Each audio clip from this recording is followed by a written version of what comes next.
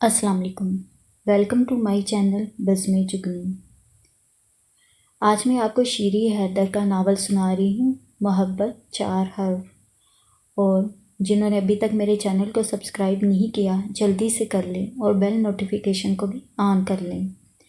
تو چلتے ہیں آج کے ناول کی طرف۔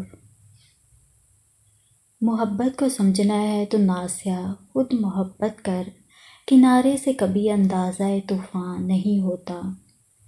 پہلا حرف میم سے منڈی۔ منڈی والے پیارے پیارے سے بچے اترنے کے لیے تیار ہو جائیں۔ چاچا کی آواز نے مجھے چونکا دیا۔ میں نے ہولے سے کہا، چاچا جی، چاچا جی۔ تیسری دفعہ ذرا بلند آواز سے کہا، مجھے دربار پر اتار دیں۔ ایسا ہر روز ہوتا اسکول سے واپسی پر۔ تو تھکتا نہیں روز دربار پر جا جا کر؟ چاچا جی نے مڑ کر مجھے دیکھے بغیر کہا۔ میں نے حسب معمول کوئی جواب نہیں دیا۔ یہ سوال بھی وہ ہفتے کے 6 میں سے 2 یا 3 دن ضرور پوچھتے تھے اور میں انہیں کوئی جواب نہیں دیتا تھا۔ کربلا گامے شاہ کے موڑ پر 2 بچے اتر جاتے تو تانگے میں جگہ اتنی کھلی ہو جاتی تھی کہ پچھلی سیٹ پر بیٹھے بیٹھے ہی میں اپنی تختی کو کسی نہ کسی طرح ٹھونس ٹھانس کر اپنے بستے کے اندر رکھ لیتا تاکہ ایک ہاتھ فارغ ہو جائے۔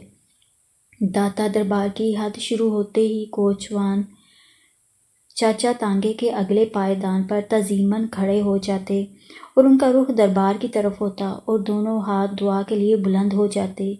چاچا تو چاچا، ان کا گھوڑا بھی سر نہاڑ کر یوں چلنے لگتا جیسے کوئی نازک اندام حسینہ چل رہی ہو، اتنا آہستہ کہ میں اس چلتے ہوئے تانگے سے ہی پائیدان پر جما کر پیر رکھ کر اتر جاتا۔ اس کے بعد میں بستے کے اندر سے اپنی ٹوپی نکالتا، کپڑے کی بنی ہوئی نماز والی سفید ٹوپی، اس پر بہت سی گول گول سلائیاں لگا کر اس کا نمونہ بنا ہوا تھا۔ اس کے اندر ایک بکرم کی تہ تھی جو اسے سخت پیالہ نما بناتی تھی۔ تانگے سے اتر کر سر پر ٹوپی جما کر اپنا بستہ کندھے پر لٹکاتا اور دربار کی بغلی گلی کی طرف چل پڑتا۔ مڑ کر ایک بار ضرور دیکھتا، جانے کیوں، شاید مجھے یہ شبہ ہوتا تھا کہ کوئی میرا تعاقب نہ کر رہا ہو، تانگے سے کوئی اور اتر کر میرے پیچھے نہ آ رہا ہو۔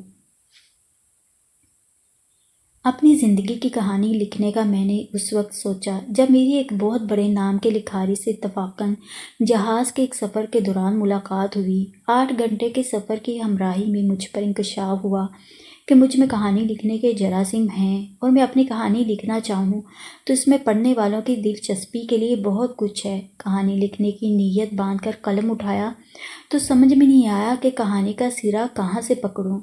میں نے دوبارہ اس لکھاری سے رابطہ کیا اور اسے بتایا کہ میں اپنی زندگی کی کہانی لکھنا چاہتا ہوں، کوئی پڑھے یا نہ پڑھے مگر مجھے اچھا لگے گا۔ اس سے پوچھا اس کہانی کو کہاں سے شروع کروں۔ اس نے مشورہ دیا کہ کہانی کا آغاز ہی ایسا ہونا چاہیے کہ قاری کو اپنی گرفت میں لے لیں۔ پہلا فقرہ ہی ایسا پرکشش ہونا چاہیے کہ اسے پڑھ کر اگلی سطر پڑھے بغیر کوئی صفحہ نہ پلٹ سکے۔ میں نے بہت ڈھونڈا کہ اپنی زندگی کا کوئی ایسا دلچسپ لمحہ پکڑوں مگر بہت سے ایسے واقعات و لمحات تھے جن کے مابین میں فیصلہ نہ کر سکا۔ میرے پاس اپنے بچپن کی یادوں میں کوئی ایسی یاد نہیں تھی جس میں دلچسپی کا کوئی عنصر ہو۔ سوچ سوچ کر میں تھک گیا تھا۔ خالہ کا اچانک گھر سے غائب ہو جانا، اس کے ساتھ ہی میری بہن کی پیدائش، میرا پورے اسرار گھر، میرے اسکول جانے کا پہلا دن، مگر کچھ بھی ایسا نہ لگا کہ جس کی پوری تفصیل کا مجھے علم ہو اور میں اسے دلچسپ بنا کر سب کے سامنے پیش کر سکوں۔ قلم ہاتھ میں تھامے اور دماغ سوچوں میں گم، ایک واقعے کے بارے میں لکھنے کو ہاتھ چلانے کا سوچتا ہی تھا کہ میرا دماغ اس کی نفی کر دیتا۔ اس سے ایک اور دلچسپ واقعہ فوراً حافظے کی زنبیل سے نکل کر سامنے آ جاتا۔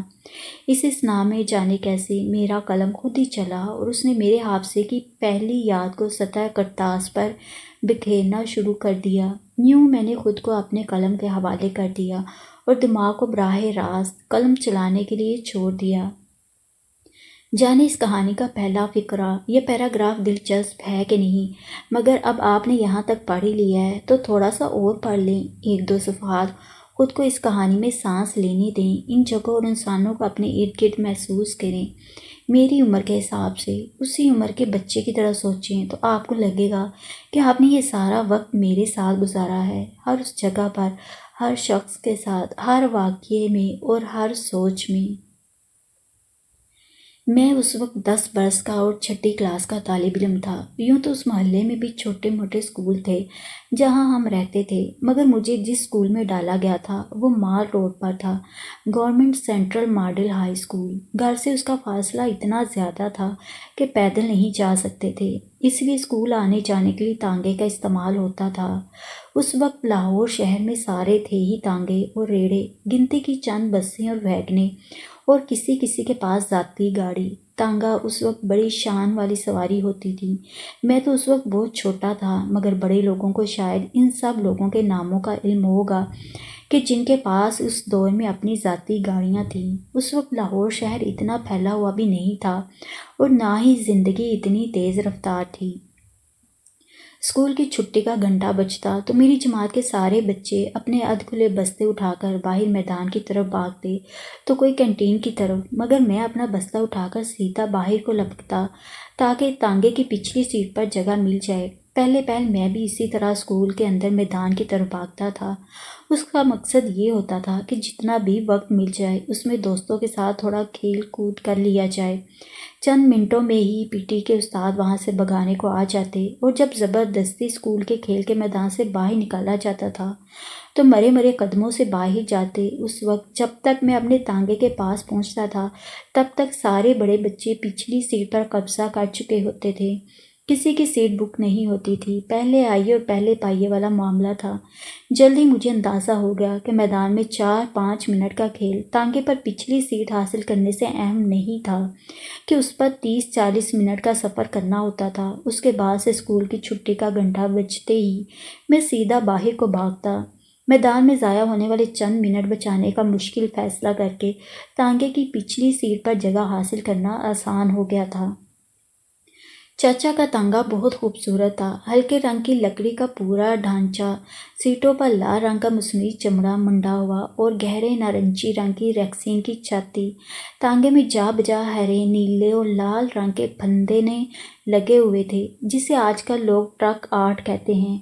وہ اسی طرح کا آرٹ کا نمونہ تھا، پورے کا پورا تانگا، اس کے بڑے بڑے سفید چمکدار پہیے، ان کے ساتھ بندھے ہوئے چھوٹے چھوٹے گھنگرو۔ جب تانگا چلتا تو ان گھنگروؤں کی آواز بہت خوبصورت تاثر پیش کرتی تھی۔ اس تانگے کا گھوڑا بھی بہت خوبصورت تھا، اس کا نام چاچا نے بانکا رکھا ہوا تھا۔ وہ تھا بھی ایسا ہی، شفاف اور بے داغ، سفید رنگ کا توانا اور تگڑا گھوڑا، اور اس کی گردن کے گرد لمبے سنہری بال جیسے مکئی کے بھٹوں کے اندر ہوتے ہیں، خوبصورت گھنے بالوں والی دم۔ بھاگتے ہوئے اس کی چھب ہی نرالی ہوتی تھی۔ اس خوبصورت اور لاڈلے گھوڑے کو چاچا کم ہی چابک سے مارتے تھے۔ اگر اسے تیز بھاگنے کا کہنا ہوتا تھا تو اس کی پیٹھ پر ہاتھ سے ہولے ہولے تھپڑ مارتے تھے۔ مجھے بچپن سے ہی سکھا دیا گیا تھا کہ ہر انجان شخص یا تو چاچا جی ہوتے ہیں یا ماما جی، حالانکہ میرے گھر میں نانی کے ایک کامے کے سوا کوئی اور مرد نہ تھا، اسے بھی ماما جی کہتا تھا۔ تانگے کی اگلی سیٹ پر بیٹھنے سے گریز کی 2 وجوہات تھیں۔ ایک تو تانگا چلاتے ہوئے چاچا جی بار بار اٹھتے بیٹھتے تھے، کبھی دائیں طرف کو جھکتے اور کبھی بائیں کو۔ اس عمل کے دوران ان کی تشریف کی ٹوکری اگلی سیٹ پر بیٹھے ہوئے بچوں کی گودوں میں سفر کرتی رہتی تھی۔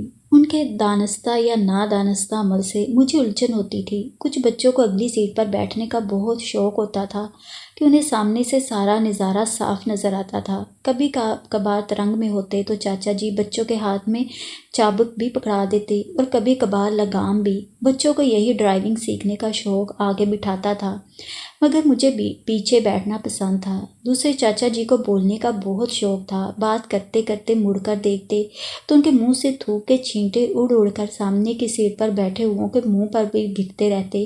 ان کا تکیہ کلام تھا: 50 برس کی عمر ہے میری، میں سب جانتا ہوں، مجھے نہ بتاؤ کہ کیا کرنا ہے۔ ہر روز ایک نہ ایک بار اس فقرے کی تکرار ضرور کرتے تھے۔ وہ سمجھانا چاہتے تھے کہ وہ سب جانتے تھے۔ اب تو 50 کا آدمی جوان ہی لگتا ہے، مگر اس وقت لگتا تھا کہ 50 برس بہت زیادہ عمر ہوتی ہے 10 برس کے بچے کو، یعنی مجھے تو ایسا ہی لگتا تھا۔ سردیوں گرمیوں میں ہر موسم کی شدت میں ان کا یہی معمول ہوتا تھا۔ سردیوں میں ٹھٹھرتے ہوئے اور گرمیوں میں پسینے میں نچڑتے ہوئے غربت اور مشقت نے مل کر چاچا کی کمر دوری کر دی تھی اور وہ بیمار سے لگتے تھے۔ صحت کا سب سے پہلا تعلق اچھی خوراک سے ہوتا ہے۔ اس طرح کے غریب آدمی کو کہ جسے فقط تانگا چلا کر ہی اپنے بڑے سے کنبے کا کہ جس میں والدین، بھائی بہنیں، بیوی بچے اور جانے کون کون سے رشتہ دار شامل ہوتے ہیں، ان سب کا اور اس گھوڑے کا پیٹ پالنا ہوتا تھا جو اس کے روزگار کا ذریعہ تھا۔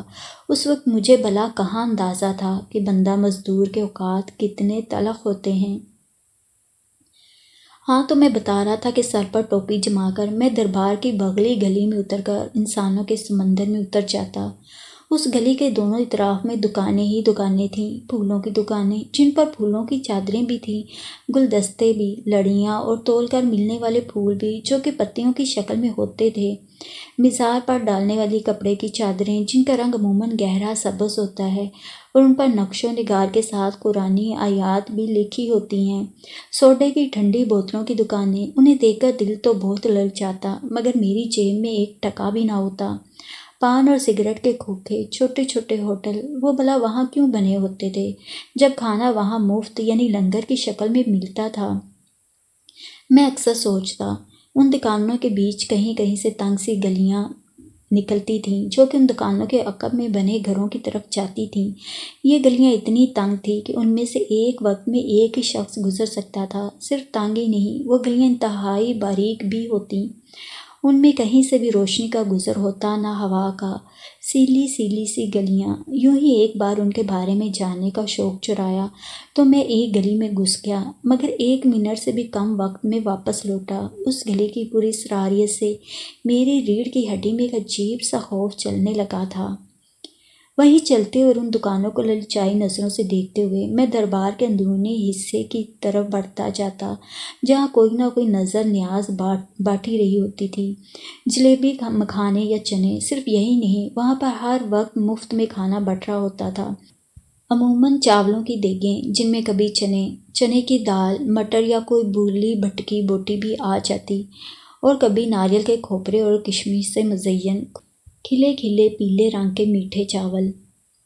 وہاں پر دیکھ کر مفت کا مال لینے والوں کا جمع غفیر ہوتا۔ میں بھی اس ہجوم کا حصہ بن جاتا۔ جب تک میں بڑے قد کے لوگوں کے بیچ پھنسا رہتا، کسی کی نظر نہ پڑتی، اس وقت تک میں آگے نکلنے کی جدوجہد کرتا رہتا۔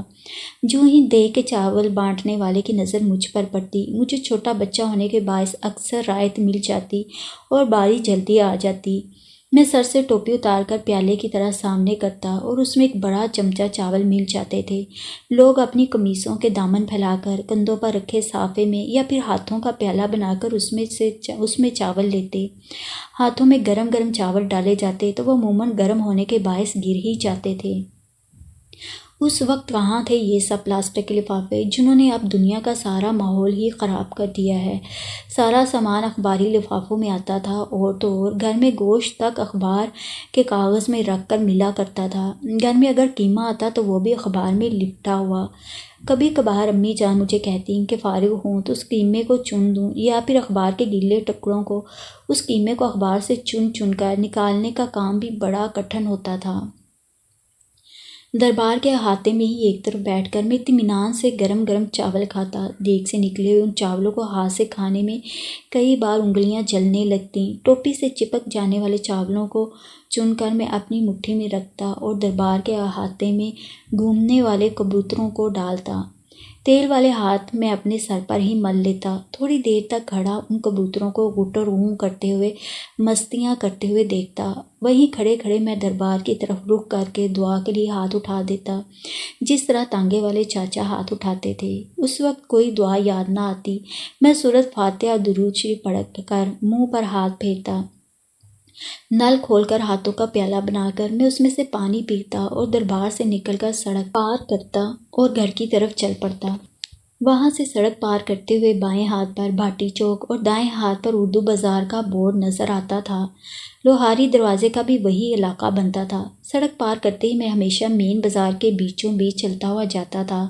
بازار کی رونق دیکھتے ہوئے، رک رک کر دکانوں میں کھڑے گاہکوں کو دیکھتے مجھے احساس ہی نہیں ہوتا تھا کہ میں 30-40 منٹ تک پیدل چلا ہوں۔ بازار کی یہ دنیا مجھے ایک جادوئی دنیا لگتی، یوں لگتا جیسے میں کوئی خواب دیکھ رہا ہوں یا کوئی فلم۔ میں نے کبھی فلم فلم نہیں دیکھی تھی، مگر سنا تھا کہ فلموں میں ایسی انوکھی دنیائیں ہوتی ہیں۔ اس وقت موسم کی سختیاں کچھ نہ کہتی تھیں۔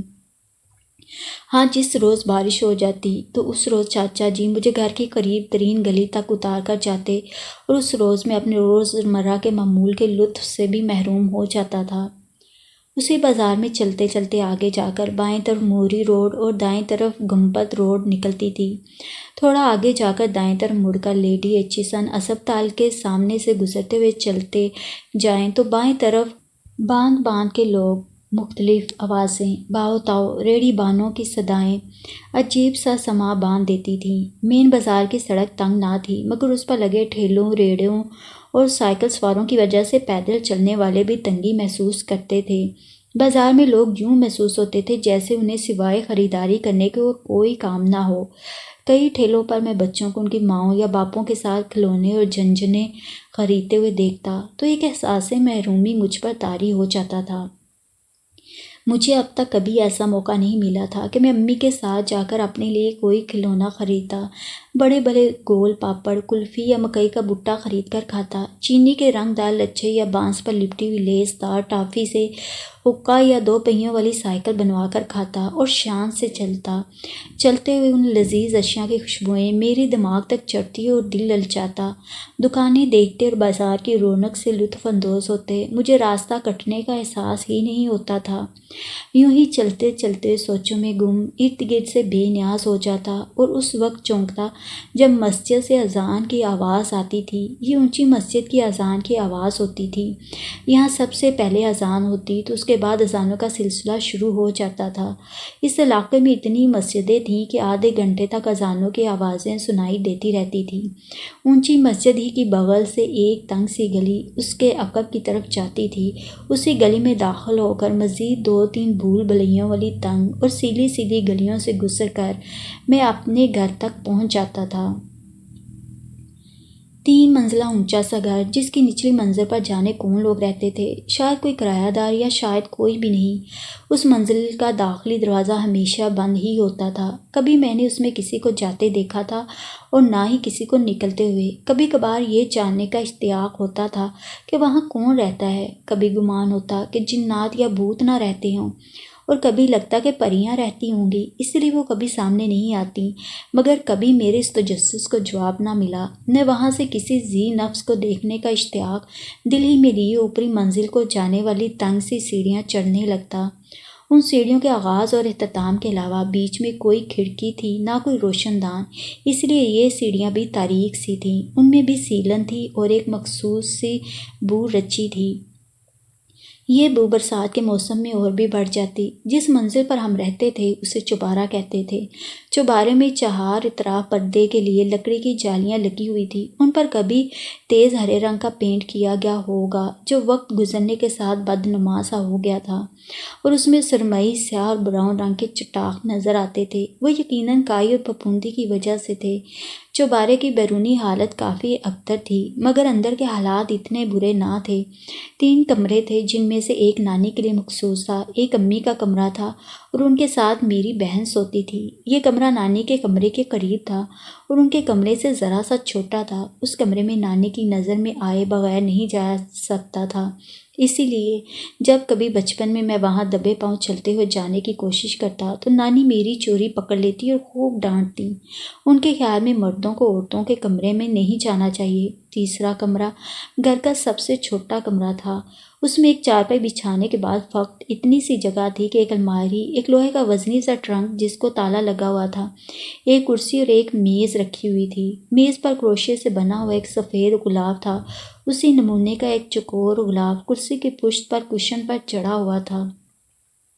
اس میز پر میں اپنا بستہ رکھتا تھا۔ امی میرے کمرے میں آتی تو میرا بستہ اٹھا کر ٹرنک کے اوپر رکھ دیتی اور میز پر میرے لیے کھانا اور دودھ رکھتی تھیں۔ میرا زیادہ وقت، بلکہ جب میں گھر میں ہوتا تھا تو سارے کا سارا وقت اسی کمرے میں گزرتا تھا۔ یہ کمرہ چوبارے کے عقبی حصے کی طرف تھا۔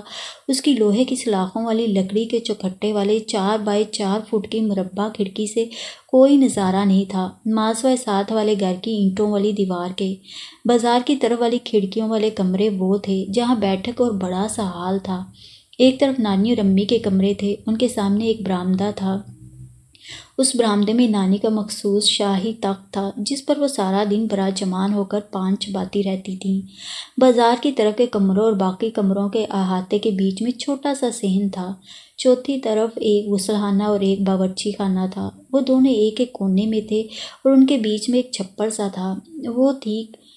وہ بھی کبھی برآمدہ رہا ہوگا، مگر اس پر ٹین کی چھت ڈال کر اسے کمرہ بنا دیا گیا تھا۔ اس میں گھر کا فالتو سامان رکھا جاتا تھا۔ جب بارش ہوتی تو ٹین کی چھت پر پڑنے والی بارش کی آواز یوں محسوس ہوتی تھی جیسے کہیں گولیاں چل رہی ہوں۔ اس سے اوپر والی منزل پر جانے کی اجازت نہ تھی، اسے کوٹھا کہتے تھے۔ وہ منزل بھی شاید کرائے پر دی گئی تھی۔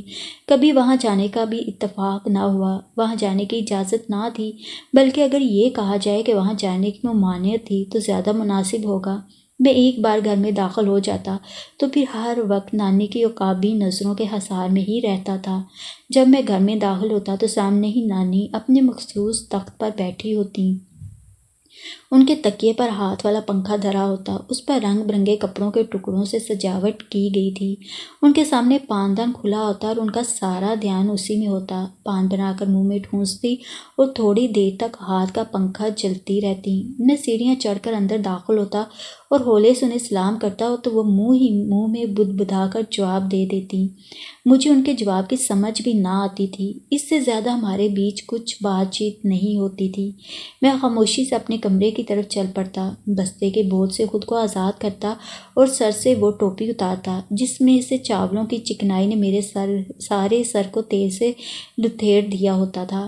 میرے آنے کی خبر پا کر امی بھاگتی ہوئی آتی، منہ سر چومتی، آ گیا میرا لال۔ وہ کہتی، تھک گیا ہوگا میرا بیٹا، جلدی سے نہا لو، پھر میں تمہارے لیے کھانا گرم کرتی ہوں۔ ان کا ہر روز یہی لگا بندہ طریقہ تھا۔ میں دربار سے چاول کھا کر آیا ہوں۔ وہ میرا منہ دیکھتی، آپ کو علم ہے کہ مجھے دیکھ کے چاول اچھے لگتے ہیں؟ میں اس نوعیت کے جواب دیتا تھا، لو آج پھر کھا لیے تم نے دربار پر چاول۔ وہ مسکرا کر کہتی، بہت پسند ہیں تمہیں چاول۔ میری ٹوپی اور میرے سر کو دیکھتی، چلو اٹھ کر نہا لو بیٹا، میں تمہارے لیے کل سے روزانہ گھر پر چاول بنا دیا کروں گی، تم گھر آ کر کھانا کھایا کرو۔ وہ مسکرا کر اس نوعیت کی بات کہتی، مجھے دیکھ کے چاول اچھے لگتے ہیں امی جان۔ میں ان کی گردن کے گرد بازو حمائل کر دیتا، چلو میں تمہارے لیے دیکھ کے چاول منگوا لیا کروں گی۔ وہ کہتی، میں تمہارا انتظار کرتی رہتی ہوں، تم آؤ گے تو کھانا کھاؤں گی، مگر تم ہر روز چاول کھا کر آ جاتے ہو، ویسے اچھا ہی کرتے ہو۔ اس روز آخری فقرہ اگرچہ انہوں نے ہولے سے کہا تھا مگر میرے کانوں نے سن لیا۔ آپ کو برا لگتا ہے میرا دربار کے چاول کھانا؟ میں نے سوال کیا۔ اگر آپ کہیں گی تو اس کے بعد نہیں کھاؤں گا، مگر آپ ناراض نہ ہوں۔ میں تم سے ناراض نہیں میری جان، ہو ہی نہیں سکتی، تم اتنا چل کر آتے ہو، تھک جاتے ہو گے، اس لیے کہتی ہوں، ورنہ دربار کا کھانا تو اچھا ہوتا ہے، بہت اچھا۔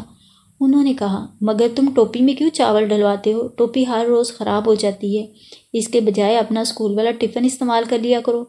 وہ تو چھوٹا سا ہے امی۔ میں ہنسا، میری ٹوپی میں تو بہت سے چاول آ جاتے ہیں۔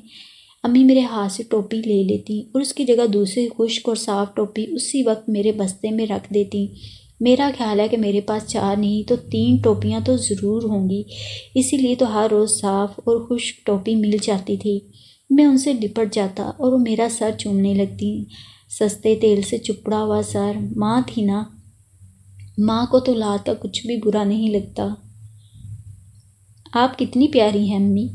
میں ان کا ہاتھ چومتا اور مجھے اپنے سینے سے لگا لیتی۔ ان کے سینے سے ایک انوکھی سی مہک اٹھتی تھی۔ آپ کی ناک کتنی پیاری ہے امی، اور اس میں یہ جو کوکا ہے نا آپ کا، یہ کتنا چمکتا ہے، اس سے زیادہ تو آپ کے گال چمکتے ہیں امی، آپ سچ میں کتنی پیاری ہیں۔ ایک دفعہ میں نے ان کی تعریف کی، بڑے شرارتی ہو تم، میرے کوکے میں جو چمکتا ہے اسے ہیرا کہتے ہیں۔ انہوں نے میرے گال پر پیار سے چپل لگائی، ویسے کہاں سے سیکھتے ہو تم ایسی باتیں؟ کتابوں سے امی، میں نے جواب دیا۔ ہمارے استاد صاحب نے کہا ہے کہ جب کوئی چیز اچھی لگے تو اس کی تعریف میں بخل سے کام نہیں لینا چاہیے، دل سے اس کی تعریف کرنی چاہیے، یہ بھی نیکی ہے۔ اچھا، پھر تو تمہاری کتابیں اور استاد بہت اچھے ہیں۔ کسی کا تعریف کرنا اتنا آسان نہیں ہوتا بیٹا، ورنہ لوگ اپنی ہی ذات کے غرور میں رہتے ہیں، بے مقصد کسی کی کوئی تعریف نہیں کرتا، چاہے کوئی چیز کتنی بھی اچھی لگے۔ ہاں، جہاں کام نکلوانا ہو وہاں لوگ ایسا ضرور کرتے ہیں۔ انہوں نے میرے ماتھے پر بوسہ دیا۔ اسے تو خوشامد کہتے ہیں امی، جیسے لومڑی نے کوے کی تھی۔ میں نے فوراً کہا، اچھا کون سی لومڑی اور کون سا کوا؟ انہوں نے حیرت سے سوال کیا۔ ظاہر ہے کہ جب وہ کبھی اسکول ہی نہیں گئی تھیں تو انہیں کہاں علم تھا کہ لومڑی اور کوے کی کہانی کون سی ہے۔ ایک کوا بھوکا تھا اور سارے دن کی محنت کے بعد اسے مشکل سے روٹی کا ایک ٹکڑا ملا۔ وہ اس ٹکڑے کو اپنی چونچ میں لے کر اڑا اور ایک درخت تک گیا جہاں اس کا ٹھکانہ تھا۔ اس نے سوچا کہ وہاں پہنچ کر وہ تسلی سے اپنا کھانا کھائے گا، مگر اس سے پہلے کہ وہ روٹی کا ٹکڑا کھاتا ایک لومڑی کا وہاں سے گزر ہوا۔ میں سانس لینے کو رکا۔ آپ کو پتہ ہے امی کہ لومڑی سب سے مکار جانور ہوتی ہے۔ اس لومڑی کو بھی بھوک لگی تھی اور اسے بھی صبح سے کچھ نہیں ملا تھا۔ پہلے تو اس نے کوے سے کہا کہ اسے بھی تھوڑی سی روٹی دے دے، مگر کوے نے اسے کوئی جواب نہیں دیا۔ اس نے اپنی مکاری سے کچھ سوچا اور کوے سے کہنے لگی کہ تم کتنے خوبصورت پرندے ہو، کیسے شفاف چمکتے ہوئے سیاہ پر ہیں تمہارے، اڑتے ہو تو یوں لگتا ہے جیسے کہ عقاب اڑ رہا ہے۔ ایسی شان کسی اور پرندے کی کہاں، کتنے دن ہو گئے ہیں میں نے تمہاری سریلی آواز میں کوئی گانا نہیں سنا۔ کوا اس کی مکاری کو نہ سمجھ سکا، فوراً اس کی چکنی چپڑی باتوں میں آ گیا اور لگا منہ کھول کر کائیں کائیں کرنے۔ اسی کائیں کائیں میں روٹی کا ٹکڑا اس کی چونچ سے گر گیا۔ لومڑی نے روٹی کا ٹکڑا اٹھایا اور بھاگ گئی۔ کوا گانا گاتا ہی رہ گیا۔ اس کی جھوٹی تعریف سے لومڑی نے اپنا کام نکلوا لیا۔ میں نے کہانی ختم کی۔ وہ ہنس رہی تھی۔ مجھے لگا کہ انہیں وہ کہانی پہلے سے ہی معلوم تھی، مگر صرف میرے منہ سے سننے کے لیے انہوں نے اس سے لا علمی کا اظہار کیا تھا۔ امی کبھی اسکول گئی ہوں گی، میں نے سوچا۔ امی جان کا نام کیا ہے؟ مجھے تو یہ بھی علم نہ تھا۔ میرے ابا کا کیا نام تھا یہ بھی نہیں جانتا تھا۔ تو کیا تم بھی میری خوشامد کر رہے ہو؟ انہوں نے ابرو چکا کر سوال کیا۔ ان کی بڑی بڑی آنکھیں چمک رہی تھیں۔ نہیں نہیں امی، آپ تو ہیں ہی بہت پیاری، ہیروں سے بھی زیادہ پیاری۔ میں ان سے لپٹ گیا۔ ہیرے اصل میں کہاں پیارے ہوتے ہیں بیٹا، وہ بڑبڑائیں۔ اتنے پیارے تو ہوتے ہیں۔ میں نے ان کی ناک کے کوکے کو چھوا۔ آپ کا نام کیا ہے امی جان؟ میں نے سوال کیا۔ کیوں، کیا آپ نے مجھے میرے نام سے بلانا ہے؟ ہنس کر انہوں نے میری آنکھوں میں دیکھا اور میرا سوال بے جواب ہی رہ گیا۔ غیور بیٹا، جلدی سے نہا دھو کر فارغ ہو جاؤ، نانی کا کتھا ختم ہو گیا ہے، اس کے بعد ان کے لیے کتھا لے آنا۔ وہاں مسجد کے ساتھ ہی پان والی دکان ہے، وہاں سے لا دینا، ان سے پیسے لیتے ہوئے جانا۔ مجھے نانی سے ڈر لگتا ہے امی، آپ خود ان سے پیسے لے دیں مجھے۔ اور ان کا کاما کہاں ہے غفور چاچا؟ میں نے سوال کیا۔ مجھے حیرت بھی تھی، مجھے اس سے پہلے کبھی امی نے ایسا کام نہیں کہا تھا۔ اس کی بیوی مر گئی ہے، اچانک چھٹی جانا پڑ گیا اسے، اس لیے اماں کو مسئلہ بنا ہوا ہے۔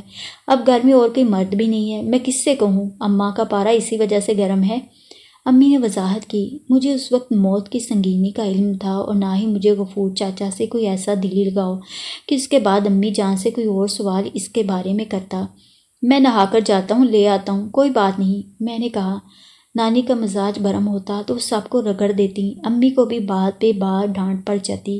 یہی سوچ کر میں نے کہا تھا۔ میرے نہانے تک امی میرے لیے سندل کے شربت کا گلاس بنا کر لے آئیں۔ امی، اگر کچھ پیسے بچ جائیں تو میں بازار سے اپنے لیے بھی کچھ لے سکتا ہوں؟ ان سے رقم پکڑتے ہوئے میں نے سوال کیا۔ 2 اٹھنیاں، میں نے کبھی اس سے پہلے ہاتھ میں اتنی بڑی رقم نہیں پکڑی تھی۔ نہیں نہیں، ان سارے پیسوں سے تو اماں کا کتھا آئے گا، میں تمہیں علیحدہ سے کچھ رقم دے دیتی ہوں، اپنے لیے کچھ لے لینا، مگر پان نہیں۔ انہوں نے رازداری سے کہا، جیسے نانی سن لیں گی۔ پان سے تو منہ لال ہو جاتا ہے امی، مجھے تو اس طرح کا منہ بہت برا لگتا ہے۔ میرے تصور میں نانی کا منہ بھی آ گیا، اور اس کے علاوہ بھی ان کی جو بھی کوئی ملنے والی آتی، اگرچہ انہیں ملنے کی ہمیں ضرورت ہوتی تھی نہ اجازت، مگر کبھی بھولے سے نظر پڑ جاتی تو اپنے منہ کے رنگ کی وجہ سے وہ سب نانی کی بہنیں ہی لگتی تھیں۔ بس زیادہ دور نہ جانا اور جلدی لوٹ آنا۔ امی نے ایک چونی میرے ہاتھ پر رکھی اور تاکید کی۔ نانی کے کتھے کے لیے 2 اٹھنیاں اور میرے لیے 1 چونی، مگر میرے لیے وہ بھی کافی تھی۔ پہلے میں امی جان کی بتائی ہوئی دکان پر گیا، دکاندار سے کہا کہ 2 اٹھنیوں کا کتھا دے دو۔ وہ زور سے ہنسا۔ ابے مسخرے، 2 اٹھنیاں نہیں ہوتی، 1 روپیہ ہوتا ہے۔ کتھا ایک اخبار کے کاغذی لفافے میں لپیٹ کر اس نے میرے حوالے کیا اور میں نے اسے کتے کی بڑی سی جیب میں ٹھونس لیا۔ دوسری جیب میں سے 3 سکے نکالے اور یہ سوچ کر کہ کہیں دکاندار 2 اٹھنیوں کے ساتھ میری چونی بھی نہ اٹھا لے، ہتھیلی سے اپنی چونی کو اٹھانا چاہا تو وہ میرے ہاتھ سے گر گئی۔ دکاندار کو جلدی سے 2 اٹھنیاں پکڑائیں۔ میرے پاس تو یہی ہے ماما جی۔ ہاں ہاں ٹھیک ہے، 2 اٹھنیاں مل کر 1 روپیہ ہی بن جاتا ہے۔ اس نے اٹھنیاں اپنے گلے میں ڈال لیں۔ میں جلدی سے بیٹھ کر اس کے ٹھیلے کے پھٹے کے نیچے اپنی چونی ڈھونڈنے لگا۔ کچھ نظر نہ آیا تو میں گلی کے فرش پر بیٹھ گیا۔ نیم تاریکی سی تھی، مجھے چونی کہیں نظر نہ آئی۔ زمین پر ہاتھ مارتا رہا کہ شاید چونی میری انگلیوں سے چھوٹ جائے۔ نیچے چوڑی سی نالی بہہ رہی تھی، یقیناً وہ سکہ گھوم گھام کر نالی بوس ہو گیا ہوگا۔ میں مایوس ہو کر اٹھ کھڑا ہوا۔ تو ابھی تک ادھر ہی ہے، 2 اٹھنیوں والے مسخرے؟ دکاندار نے سوال کیا۔ میری چونی گر گئی ہے ماما جی، نہیں مل رہی۔ میں رو دیا۔ گری ہوئی چیز کہاں ملتی ہے؟ نالی میں چلی گئی ہوگی۔ کیا لینا تھا تم نے چونی کا؟ پتہ نہیں، میں نے روتے روتے کہا۔ ابھی تو میں نے سوچا بھی نہیں تھا۔ ٹافیاں کھاؤ گے کاکا؟ دکاندار نے سوال کیا۔ 10 برس سے زائد عمر تھی، مگر اس نے کاکا کہا تو میں نے برا نہیں منایا۔ میں نے اقرار میں سر ہلایا۔ ادھر آ جاؤ اندر، اس طرف والا پردہ ہٹا کر۔ اس نے بیرونی طرف لگے ہوئے میلے چکٹ پردے کی طرف اشارہ کیا۔ میں بنا سوچے اسی طرح روتے ہوئے اس کی ہدایت پر اندر چلا گیا۔ ادھر آؤ میرا شیر۔ اس نے پکڑ کر مجھے اپنی گود میں بٹھا لیا اور میری ران پر ہاتھ رکھا، میرے گال پر بوسہ دیا۔ بتاؤ کون کون سی ٹافیاں پسند ہیں؟ اس کے ہاتھ مسلسل میرے چہرے، کندھوں اور کمر پر رینگ رہے تھے۔ مجھے اس کی شفقت سے کچھ تسلی ہوئی۔ میں نے اس کے سامنے رکھے مرتبانوں کی طرف اشارہ کر کے کہا کہ سب میں سے ایک ایک ٹافی دے دے۔ اس دوران اس کا ہاتھ میرے جسم پر رینگتا رہا۔ مجھے کچھ برا نہیں لگا کیونکہ وہ مجھے ٹافیاں دے رہا تھا اور میں نے اسے ماما جی کہا تھا۔ اگر وہ مجھے پیار کر رہا تھا تو اس میں حرج ہی کیا تھا؟ امی جان کہتی تھیں کہ میں بہت پیارا بچہ تھا۔ پیارے بچوں پر تو کسی کو بھی پیار آ سکتا ہے۔ ٹافیاں دے کر اس نے میرے گال پر چٹاک چٹاک 2 بوسے لیے، بھینچ کر اپنے سینے سے لگایا اور کہا کہ وہ مجھے ہر روز وہاں سے گزرتے ہوئے دیکھتا تھا۔ اگر ہر روز اتنی ٹافیاں چاہیے ہوں تو ادھر اندر آ جایا کرو میرے بچے۔ اس نے انتہائی پیار سے کہا۔ چل اب ایک پاری دے دے اپنے ماما جی کو بھی۔ اس نے اپنا منہ آگے کیا۔ میری طبیعت اس کا منہ دیکھ کر متلانے لگی۔ عجیب سی بو اس کے پاس سے آ رہی تھی، پسینے اور پان کے استحمام کے امتزاج کی۔ گہرا سانولا چہرہ، موٹے موٹے نکوش، پسینے سے تر ماتھا، گال بھی اسی طرح چکنے سے، مگر اتنی ساری ٹافیوں کے عوض آنکھیں بند کر کے وہ ایک پاری دینا مجھے مشکل نہ لگا۔ سوچا کہ ایسا نہ ہو کہ اسے پاری نہ دوں تو وہ ٹافیاں ہی واپس لے لے۔ اس نے خوش ہو کر دوبارہ مجھے گلے لگا لیا۔ کہاں رہ گیا تیرا لاڈلا سپوت، بے غیرت، بے ایمان، نالائق، زنخواہ؟ نانی کی پاردار آواز اس وقت میرے کانوں میں آئی جب میں آخری 3 سیڑھیاں چڑھ رہا تھا۔ میرے چہرے پر نظر پڑتے ہی ان کا غصہ کچھ ٹھنڈا ہونا چاہیے تھا، مگر انہوں نے مزید کچھ سلواتیں سنائیں۔ امی ان کے تخت پر ہی بیٹھی تھیں۔ میں ڈرتے ڈرتے ان کے قریب پہنچا تو انہوں نے جھپٹا مار کر میرے ہاتھوں سے کتھا پکڑا جو میں نے جیب سے نکال لیا تھا۔ 1 روپے کا ہی لائے ہو نا؟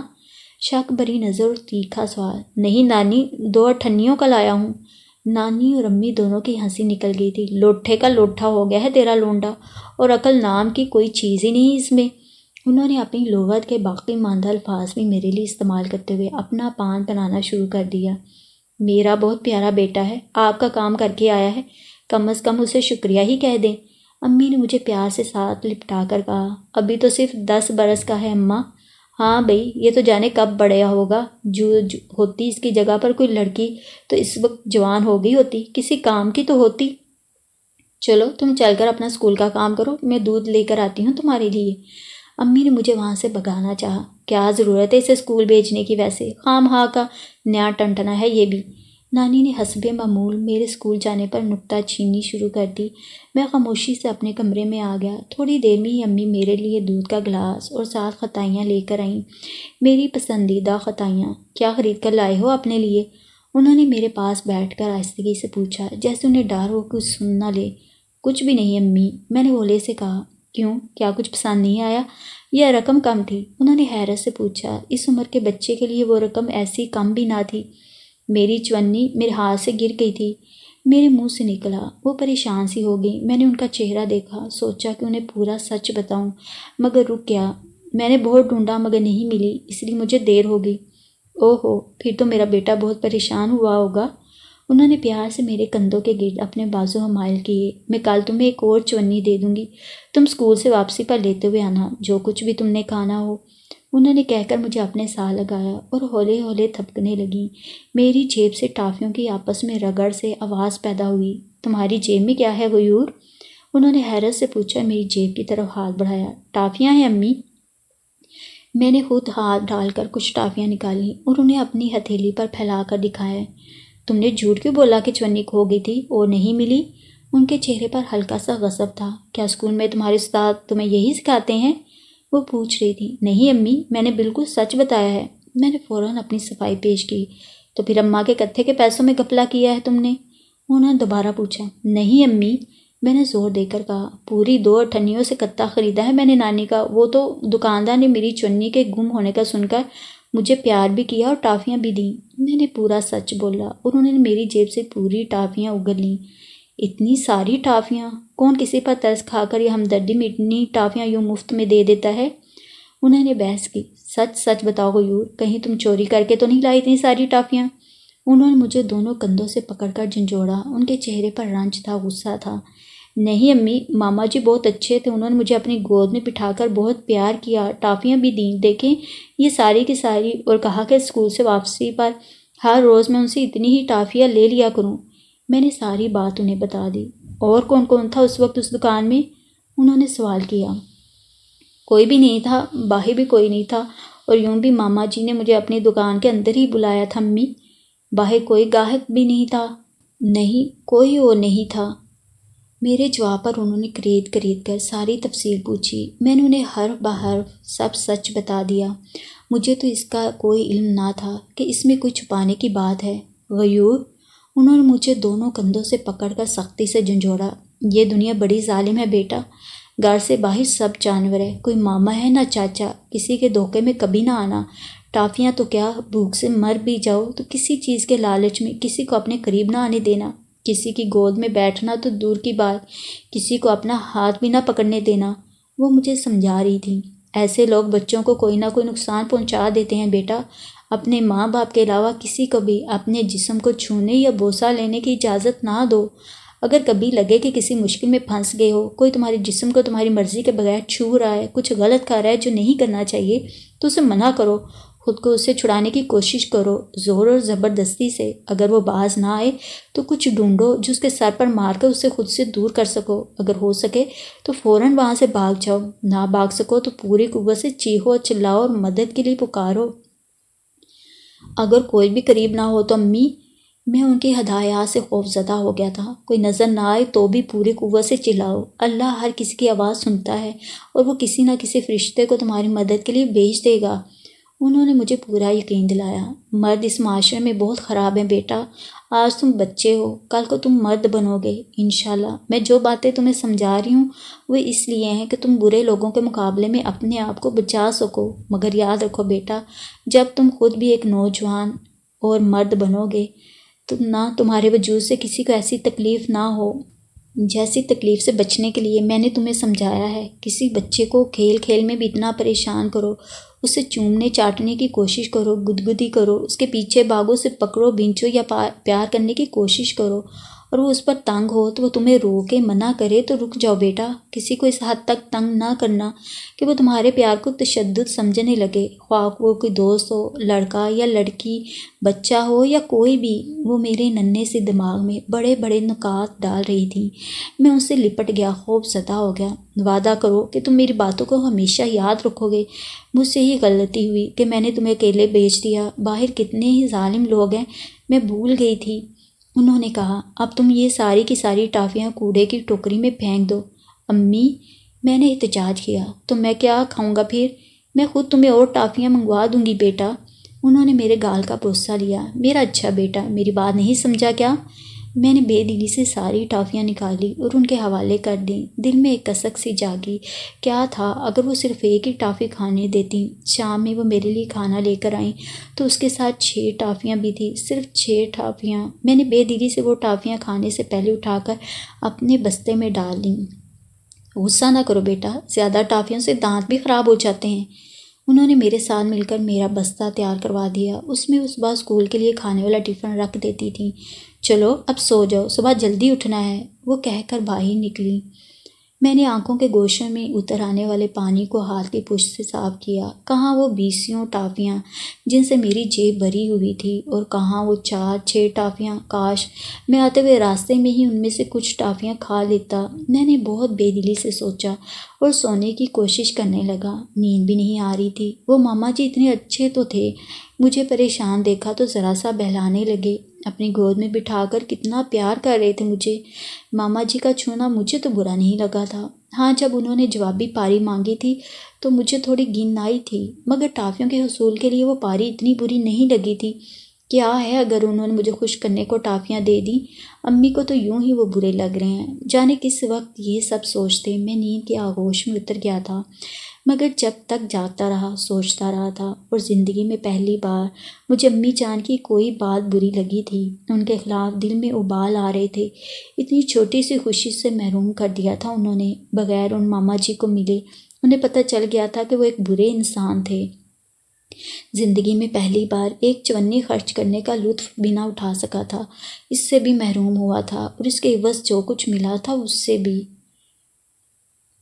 مجھے ہر روز سویرے گھر پر چائے اور پاپے کا ناشتہ ملتا تھا، اور اسکول کے ٹفن باکس میں امی کے ہاتھ کا بنا پراٹھا اور انڈے کا خاگینہ ہوتا تھا، کبھی کبھار اچار اور پراٹھا۔ میرے ہم جماعت کبھی کبھار ٹفن کے بجائے اپنے ساتھ پیسے لے کر آتے تھے اور اسکول کی کینٹین سے کچھ خرید کر کھا لیتے تھے۔ کچھ بچے ایسے بھی تھے جو ہر روز ہی گھر سے رقم لے کر آتے تھے اور کینٹین سے کچھ نہ کچھ خرید کر کھاتے تھے، برفی، چاٹ، سموسے، پکوڑے یا دال سیو۔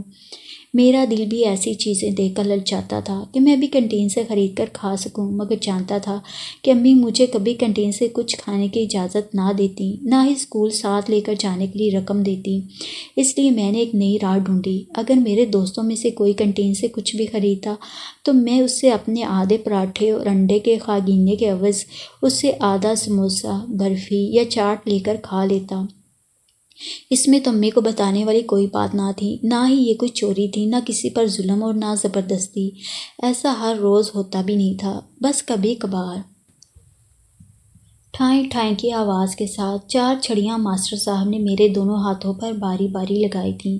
میں اسکول کا کام کر کے رات کو سونے سے پہلے کاپی بستے میں رکھنا بھول گیا تھا۔ ہر روز امی میرے ساتھ بستہ تیار کرواتی تھیں۔ اس رات امی گھر پر نہیں تھیں۔ نانی نے بتایا کہ وہ کہیں کام سے گئی ہوئی ہیں۔ امی اکثر کسی نہ کسی کام سے باہر جاتی رہتی تھیں۔ اس وقت میں عموماً سو چکا ہوتا یا سونے والا ہوتا تھا۔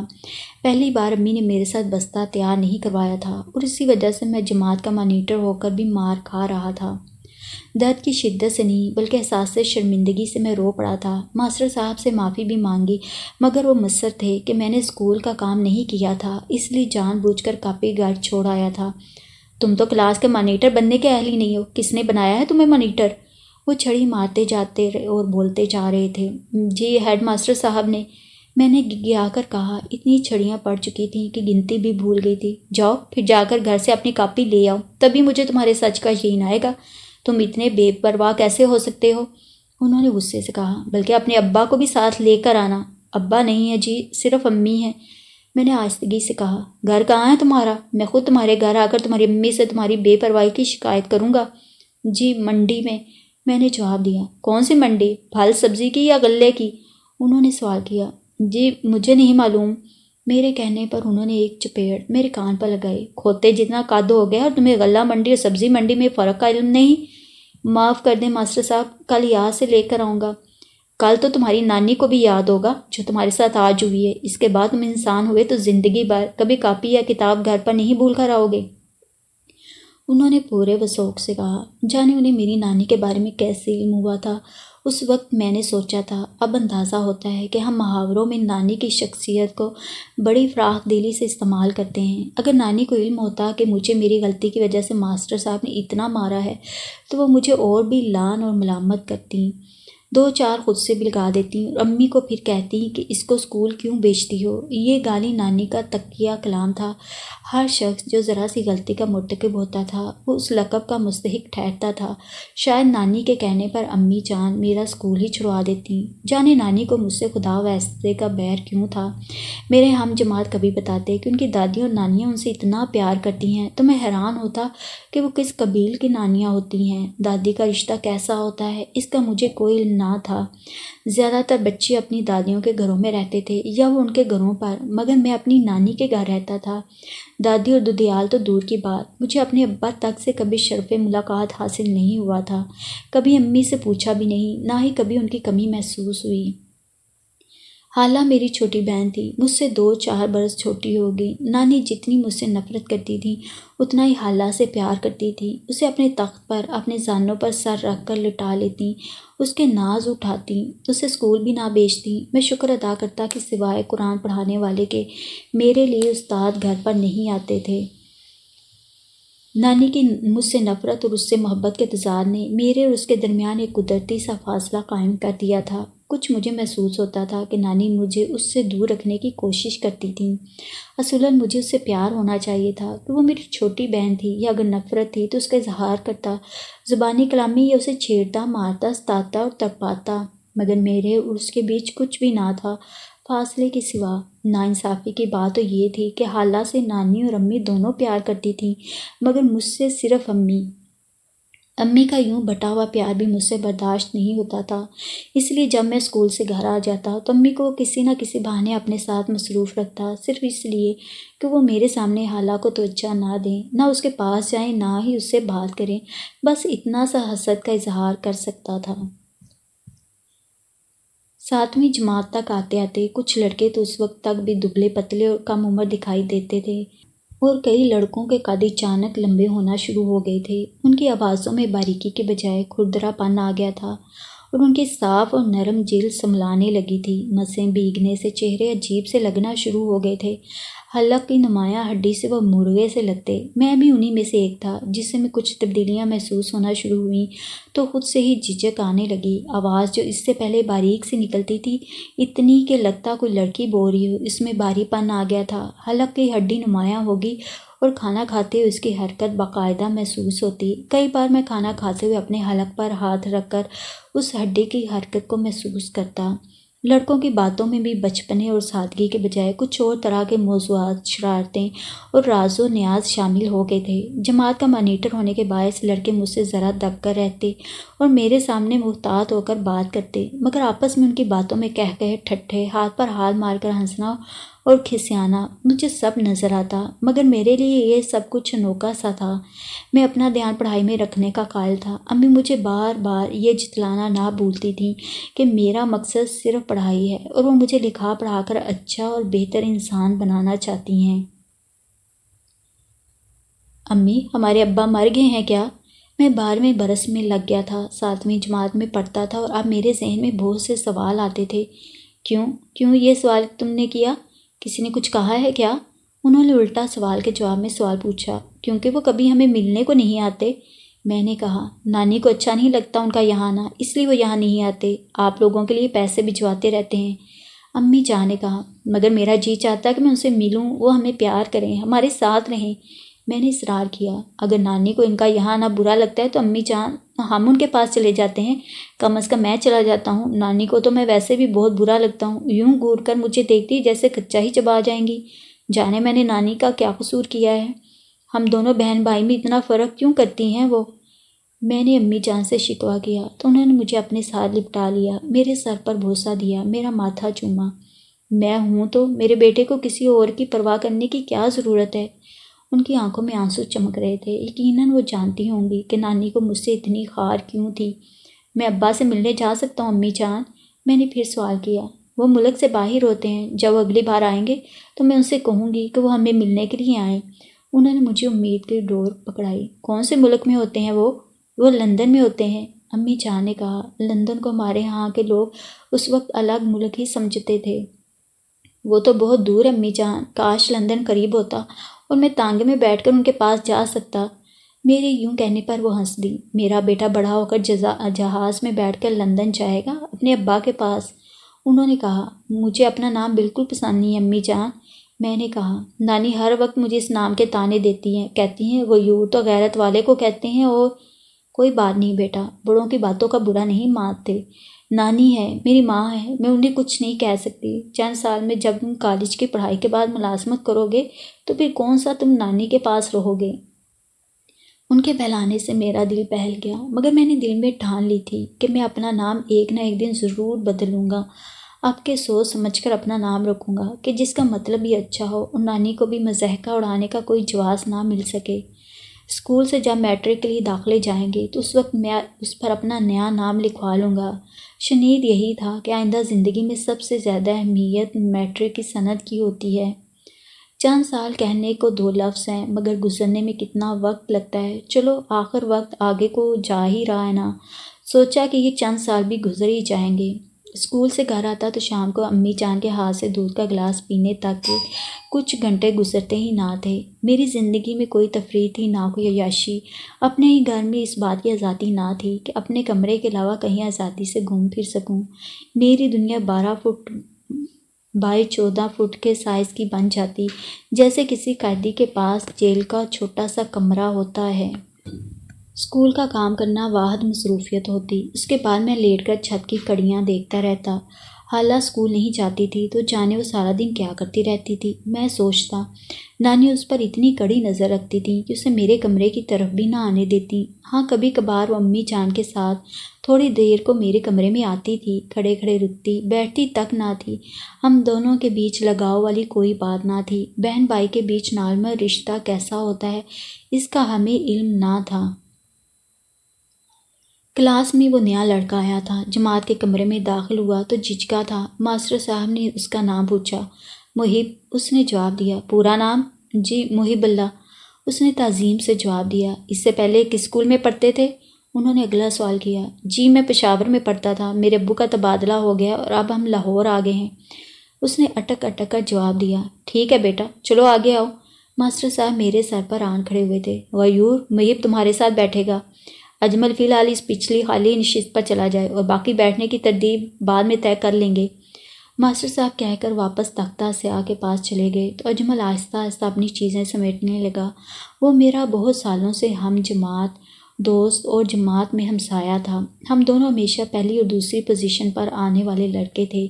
میرے دل کو ایک دم کسی احساس نے چھوا۔ اگر ماسٹر صاحب اجمل کی جگہ مجھے پیچھے جانے کو کہتے تو میں کیا محسوس کرتا؟ میں پیچھے چلا جاتا ہوں اجمل۔ ارے نہیں دوست، اس نے فوراً کہا، اس سے کیا فرق پڑتا ہے، ایک نشست پیچھے ہی تو جانا ہے، ہو سکتا ہے ماسٹر صاحب بعد میں سیٹیں۔ اجمل، ماسٹر صاحب کی آواز میں اب غصہ تھا۔ اجمل کی بات ادھوری رہ گئی اور وہ فوراً پچھلی سیٹ پر چلا گیا۔ محب اللہ نے اپنا بستہ ڈیسک پر رکھ کر مجھ سے مسافے کے لیے ہاتھ بڑھایا۔ تم مجھے محب کہہ سکتے ہو۔ میں نے اسے بغیر کسی گرم جوشی کے ہاتھ ملایا اور فوراً اپنا ہاتھ کھینچ لیا۔ اپنا نام بھی نہیں بتایا۔ وہ میرا نام ماسٹر صاحب سے سن ہی چکا تھا۔ وہ ساتھ والی نشست پر گننے کے انداز میں بیٹھ گیا۔ محب اللہ ایک بہت اچھا ریکارڈ رکھنے والا طالب علم ہے، اس نے 8ویں کے امتحان میں پشاور بورڈ میں پہلی پوزیشن حاصل کی تھی۔ ماسٹر صاحب نے اس کا تعارف کروا کے ہم سب کو اس سے مروب کر دیا تھا۔ ہماری جماعت میں ایسا ریکارڈ رکھنے والا کوئی اور طالب علم نہیں تھا۔ ماسٹر صاحب نے اس کے بارے میں دیگر تفصیل بتائی۔ اس کا مطلب ہے کہ ماسٹر صاحب اس کے بارے میں سب کچھ جانتے تھے۔ اس کا نام پوچھنا صرف اس کا اپنی کلاس کے طلباء کے لیے تھا کہ ان سب کو اس کا نام معلوم ہو جائے۔ بعد میں علم ہوا کہ ماسٹر صاحب اس سے اس لیے بھی متاثر تھے کہ اس کے والد ایک اہم سرکاری عہدیدار تھے اور ان کا تعلق لاہور سے تھا، مگر صوبہ سرحد کی حکومت نے پنجاب حکومت سے خصوصی درخواست کر کے انہیں چند سالوں کے لیے پشاور میں تعینات کروایا تھا۔ اب وہ واپس صوبہ پنجاب آ گئے تھے۔ اس کے مکمل تعارف نے میرے اندر احساس محرومی کی ایک اور وجہ کو پروان چڑھایا تھا۔ میرے ابا بھی اگر پاکستان میں اور کسی اچھے سرکاری عہدے پر ہوتے تو میں بھی اس پر ناز کرتا۔ میں کسی کو بتاتا بھی کہ میرے ابا لندن میں ہے تو کسی کو اس سے کیا فرق پڑتا۔ مجھے تو سوائے ابا کے نام علی احمد کے علاوہ ان کے بارے میں کچھ علم نہ تھا، اور نہ ہی میں نے اپنے ابا کو کبھی دیکھا تھا، کم از کم اپنے ہوش میں نہیں۔ بہت بچپن میں دیکھا ہو تو اس کا علم نہیں تھا مجھے۔ کبھی جو انہوں نے لندن سے کچھ بھجوایا ہوتا تو میں دوستوں کو دکھا کر شیخی بگاڑتا، چاکلیٹ اور ٹافیاں بیچی ہوتی تو میں انہیں دکھا دکھا کر حسد میں مبتلا کرتا۔ تمہارے پاس سے عجیب سی بو آ رہی ہے۔ پہلے پیریڈ کی گھنٹی بجنے پر ماسٹر صاحب باہر گئے تو محب نے آہستگی سے مجھ سے کہا۔ اس کی گوری رنگت کے ساتھ اس کی سیاہ چمکدار آنکھیں اور لال لال گال اس کی خوشحالی کا پتہ دیتے تھے۔ اس کا یونیفارم نیا، صاف اور اجلا تھا، چہرہ خوبصورت اور چمکدار تھا، بال سلیقے سے بنے ہوئے تھے اور وہ نفیس طبیعت کا دکھتا تھا۔ بو کیسی بو؟ میں نے حیرت سے پوچھا۔ کسی اور کو تو آج تک مجھ سے بو نہیں آئی۔ دل میں غصہ بھی آیا کہ ایسا ہی خود کو فنِ خوان اور خوشبودار سمجھتا ہے، کیونکہ باقی سب بھی تم جیسے ہی ہیں۔ اس نے ناک چڑھائی اور یہ مختصر گفتگو انگریزی کے ماسٹر صاحب کے آ جانے سے اختتام پذیر ہو گئی۔ ان کا پیریڈ ختم ہوا اور وہ باہر نکلے تو میں نے اسے کہا کہ وہ ماسٹر صاحب سے کہہ کر اپنی نشست تبدیل کروا لے، مگر وہ خاموش رہا۔ اس سے اگلے پیریڈ کے بعد میں نے پھر اس سے وہی بات کی۔ میرے ڈیڈی نے کہا ہے کہ مجھے جماعت کے سب سے لائق لڑکے کے پاس بیٹھنا ہے، سو مجبوری ہے، نشست تو تبدیل نہیں کر سکتا، تمہاری بو کا کچھ کر سکتا ہوں۔ اس کے چہرے پر بالکل کوئی تاثر نہیں تھا، نہ راضی کا نہ غصے کا۔ میں جواب میں خاموش رہا۔ امی جان، آپ کو میرے پاس سے کوئی بو آتی ہے؟ میں نے امی جان سے سوال کیا۔ نہیں میرے لال، کس نے کہا ایسا؟ انہوں نے ہمیشہ کی طرح پیار سے کہا۔ کلاس میں ایک نیا لڑکا ہے امی جان، اس کا نام محب اللہ ہے، اس کا مطلب ہے اللہ سے محبت کرنے والا۔ کتنا پیارا نام ہے نا امی جان؟ میرے ساتھ ہی بیٹھا تھا وہ، بہت اچھے گھرانے کا ہے، اس کے ابا بہت بڑے افسر ہیں۔ اس نے بتایا کہ اس کے ڈیڈی نے اسے کلاس کے سب سے لائق لڑکے کے ساتھ بیٹھنے کو کہا ہے، اس لیے ماسٹر صاحب نے اسے میرے ساتھ بٹھایا اور اسی نے کہا کہ اسے میرے پاس سے بو آ رہی ہے۔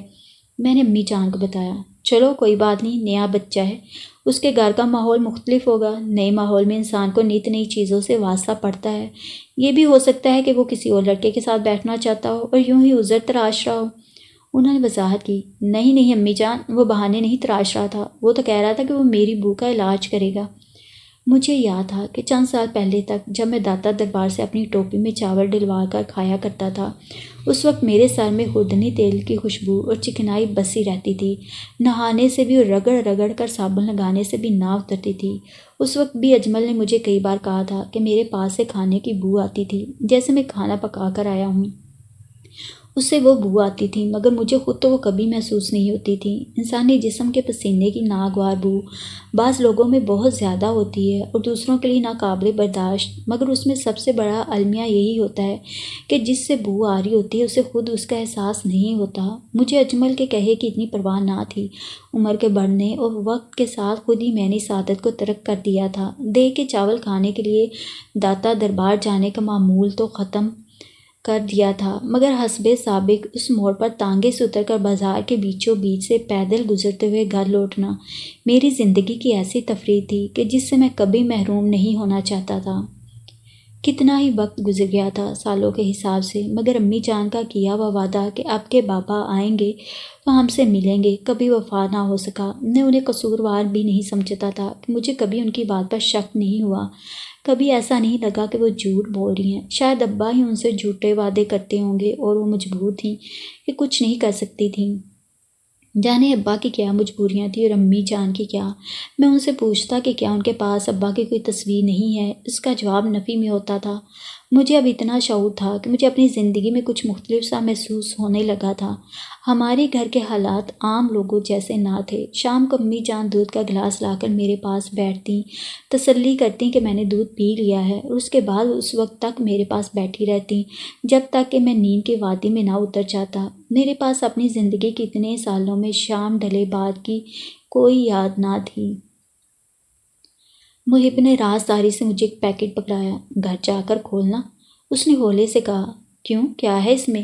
میں نے پیکٹ واپس اس کی طرف رکھتے ہوئے سختی سے پوچھا۔ کوئی تحفہ ہے تمہارے لیے دوست، پریشان نہ ہو۔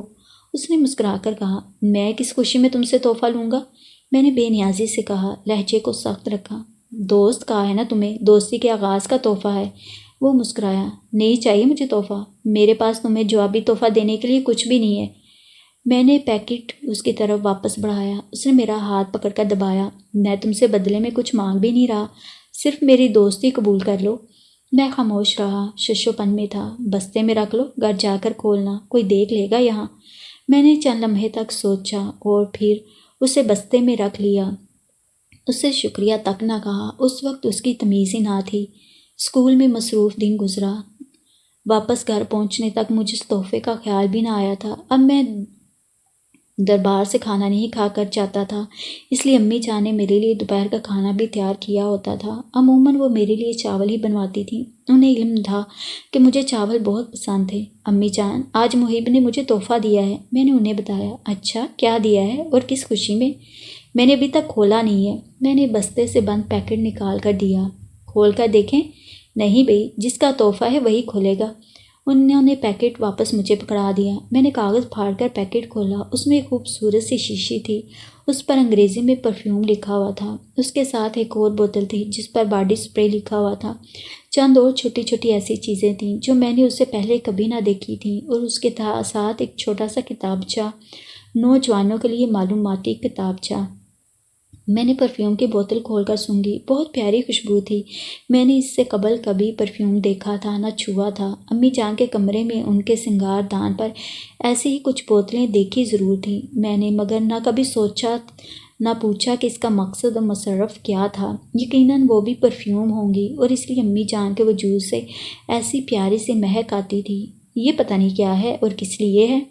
میں نے باقی چیزوں کی طرف دیکھا۔ اچھا، میں چلتی ہوں، اس کتابچے کو تم تسلی سے پڑھ لینا۔ امی جان اٹھ کھڑی ہوئیں۔ ان کے جانے کے بعد میں نے ان ساری چیزوں کو ایک طرف رکھا اور کتابچہ پڑھنے لگا۔ جوں جوں پڑھتا جا رہا تھا مجھے احساس ہو رہا تھا کہ میں کتنا انجان تھا۔ یقیناً محب کو مجھ سے کسی وجہ سے ہی بو آئی ہوگی۔ محب کے بارے میں میری منفی رائے تبدیل ہونے لگی۔ اس نے ہر چیز کے بارے میں اس کتابچے میں درج معلومات کے علاوہ اپنے ہاتھ سے بھی کچھ ہدایات لکھی تھیں، وہ باتیں جو میرے جیسا بدھو کبھی سمجھ ہی نہ پاتا تھا۔ جسمانی تبدیلیوں اور ان سے مربوط ضروریات کو میں کیسے جان پاتا؟ کچھ چیزیں پڑھتے ہوئے میں دائیں بائیں دیکھنے لگا کہ کہیں کوئی اور تو مجھے نہیں دیکھ رہا۔ تنہائی میں بھی میرے ماتھے اور کانوں کے پیچھے سے پسینہ نکلنے لگا۔ کلاس میں باقی لڑکے جب ان موضوعات پر آپس میں بات چیت کرتے تھے تو میں انہیں ڈانٹ دیتا تھا، مانیٹر ہونے کے ناطے اپنا رعب بھی قائم رکھتا اور ان کی ایسی مسالے دار گفتگو کا حصہ نہ بنتا۔ محب نے وہ سب کچھ مجھے انتہائی جامع طریقے سے، رازداری کے ساتھ اور مکمل سامان کے ساتھ سمجھا دیا تھا۔ شام کو امی جان حسب معمول کھانے کے بعد میرے لیے دودھ لے کر آئیں تو وہ خاموش سی تھیں۔ میں نے ان کی خاموشی کی بابت سوال کیا۔ کیا بات امی جان، کوئی پریشانی ہے؟ نہیں بیٹا، پریشانی ختم ہو گئی ہے۔ محب بہت پیارا بچہ ہے، بہت سمجھدار۔ یقیناً اس کی پرورش کسی بہت اچھے گھر میں ہوئی ہے۔ اس نے تمہیں جو کچھ اور جس طریقے سے سمجھایا ہے، اس سے میں بہت متاثر ہوئی۔ جوان ہوتے ہوئے اولاد کو جسمانی تبدیلیوں کے مفہوم سے آشنا کرنا والدین کی یا بڑے بھائی بہنوں کی ذمہ داری ہوتی ہے۔ بیٹا ہونے کے باعث مجھے سمجھ میں نہیں آتا تھا کہ تمہیں کس طرح سمجھاؤں۔ گھر میں سوائے غفور کے کوئی مرد بھی نہیں ہے، وہ بھی ایسا سمجھدار نہیں ہے۔ میں اب اسی لیے تمہارے ابا سے کہتی تھی کہ ایک بار آ کر تمہیں مل کر چلے جائیں۔ وہ یہی کہتے ہیں کہ پہلی فرصت میں آئیں گے اور ہمیں ساتھ لے جائیں گے۔ اچھا ہی ہوا تمہیں محب نے سب کچھ سمجھا دیا ہے۔ بس بیٹا، اسی سلسلے میں تمہیں کچھ اور سمجھانا چاہتی تھی۔ آج تم لڑکپن میں ہو، ایک لڑکے ہو، جوانی کی طرف قدم بڑھا رہے ہو۔ کل کو تم انشاءاللہ ایک مرد بنو گے، ایک طاقتور مرد۔ اپنی طاقت اور جوانی کے خمار میں کوئی جسمانی اور اخلاقی غلطی نہ کرنا۔ خود سے کمزور بچے اور بزرگوں پر اپنی طاقت کا مظاہرہ نہ کرنا، اپنے اختیار کا ناجائز فائدہ نہ اٹھانا، کسی کا حق نہ ماننا، کسی کی عزت خراب نہ کرنا، نشے سے دور رہنا، سگریٹ اور پان تک کی عادت نہ ڈالنا، خود کو بری صحبت سے بچنا۔ جوانی کی غلطی ساری عمر کا نقشہ تبدیل کر دیتی ہے، راستے اور منزلیں بدل جاتے ہیں، وقت ہاتھ سے ریت کی طرح پھسل جاتا ہے۔ ایک بار جو ریت ہاتھ سے گر جاتی ہے، جو پانی پلوں کے نیچے سے بہہ جاتا ہے، وہ کبھی لوٹ کر نہیں آتا۔ وقت بھی ایسی ہی چیز ہے، سالوں اور مہینوں تو دور کی بات، ایک لمحہ تک لوٹ کر واپس نہیں آتا۔ ایسا کچھ نہ کرنا کہ پچھتاوے دامن میں سمیٹ لو۔ ان کی باتیں سنتے سنتے میں سو گیا۔